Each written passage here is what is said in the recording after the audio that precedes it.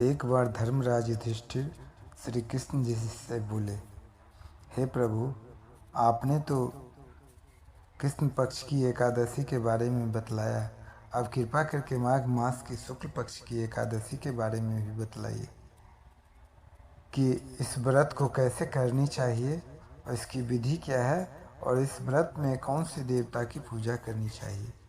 तब भगवान श्री हरि विष्णु श्री कृष्ण जी कहने लगे कि हे राजन, इस एकादशी का नाम जया एकादशी है। इसका व्रत करने से मनुष्य ब्रह्म हत्या आदि पापों से मुक्त हो जाता है और मोक्ष को प्राप्त होता है। इसमें भूत पिशाच आदि योनियों से मुक्ति मिल जाती है। इस व्रत को विधि पूर्वक करना चाहिए। अब मैं तुमसे पद्म पुराण के अनुसार इस व्रत की महिमा की कथा कहता हूँ, उसे सुनो। एक बार देवराज इंद्र स्वर्ग में राज करते थे। अन्य सभी देवी देवता भी सुखपूर्वक स्वर्ग में रहते थे। एक समय इंद्र अपनी इच्छा अनुसार नंदन वन में अप्सराओं के साथ विहार कर रहे थे और सभी गंधर्व गान कर रहे थे। देवराज इंद्र स्वर्ग में रहते थे और अन्य सब देवगण भी सुखपूर्वक रहते थे। उसी में उन गंधर्वों में प्रसिद्ध पुष्पदंत तथा उसकी कन्या पुष्पवती और चित्रसेन तथा उसकी स्त्री मालिनी भी उपस्थित थे। साथ ही मालिनी का पुत्र पुष्पवान और उसका पुत्र माल्यवान भी उपस्थित थे। पुष्पवती गंधर्व कन्या माल्यवान को देखकर उन पर मोहित हो गई और माल्यवान पर काम बाण चलाने लगी। उसने अपने रूप और हाव भाव से माल्यवान को वश में कर लिया। हे राजन, वह पुष्पवती अत्यंत सुंदर थी। अब वे इंद्र को प्रसन्न करने के लिए गान करने लगे, परंतु परस्पर मोहित हो जाने के कारण उन दोनों का चित्त भ्रमित हो गया। अब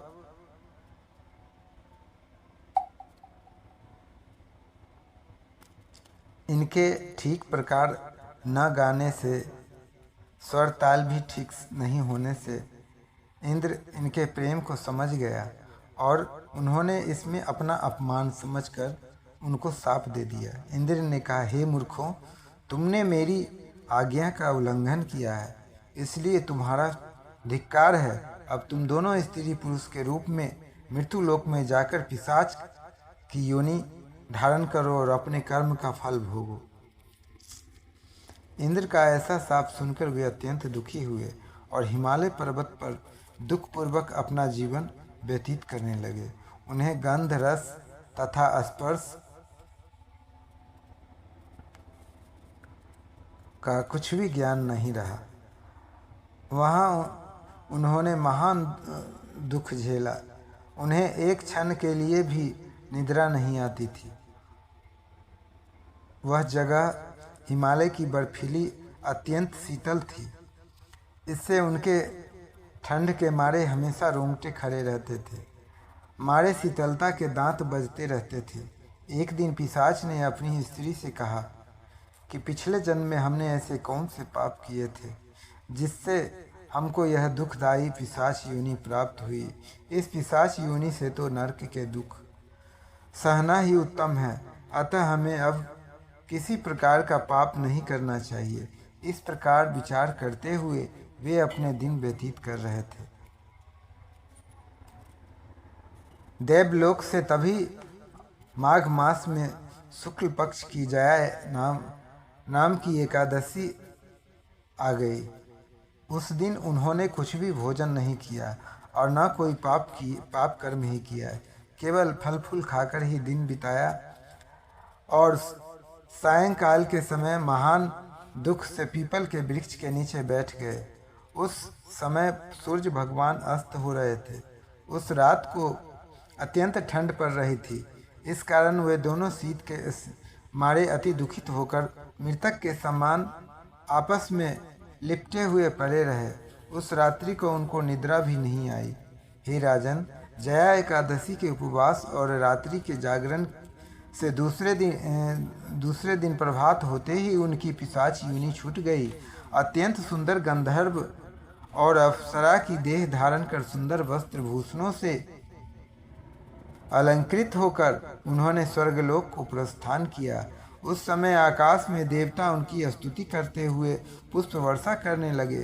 स्वर्गलोक में जाकर इन दोनों ने देवराज इंद्र को प्रणाम किया। इंद्र इनको पहले रूप में देखकर अत्यंत आश्चर्यचकित हुए और पूछने लगा कि तुमने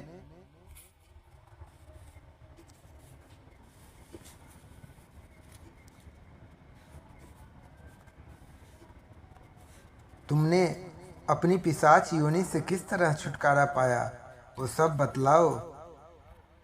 माल्यवान बोले कि हे देवेंद्र, भगवान विष्णु की कृपा और जया एकादशी के व्रत के प्रभाव से हमारी पिशाच योनि छूटी है। तब इंद्र बोले कि हे माल्यवान, भगवान की कृपा और एकादशी का व्रत करने से न केवल तुम्हारी पिशाच योनि छूट गई, वरन हम लोगों के भी वंदनीय हो गए हो, क्योंकि विष्णु और शिव के भक्त हम लोगों के वंदनीय हैं। अतः आप धन्य हैं। अब आप पुष्पवती के साथ जाकर विहार करो। श्री कृष्ण कहने लगे कि हे राजा युधिष्ठिर, इस जब जया एकादशी के व्रत से बुरी योनि छूट जाती है। जिस मनुष्य ने इस एकादशी का व्रत किया है, उसने मानो सब यज्ञ जप दान आदि कर लिए हैं। जो मनुष्य जया एकादशी का व्रत करते हैं, वे अवश्य ही 1000 वर्ष तक स्वर्ग में वास करते हैं। बोलिए श्री लक्ष्मी नारायण भगवान की जय। एकादशी के दिन सुबह जल्दी उठे, स्नान आदि करके श्री विष्णु भगवान की पूजा करें। उस दिन फलाहार रहें, लहसुन प्याज चावल आदि का भक्षण नहीं करें। अगर आप व्रत नहीं कर पाते तो भी एकादशी के व्रत का पालन करें। दूसरे दिन चावल से पारण करें। यही है, भगवान का नाम जाप करते रहें। जय जय श्री लक्ष्मी नारायण भगवान की जय।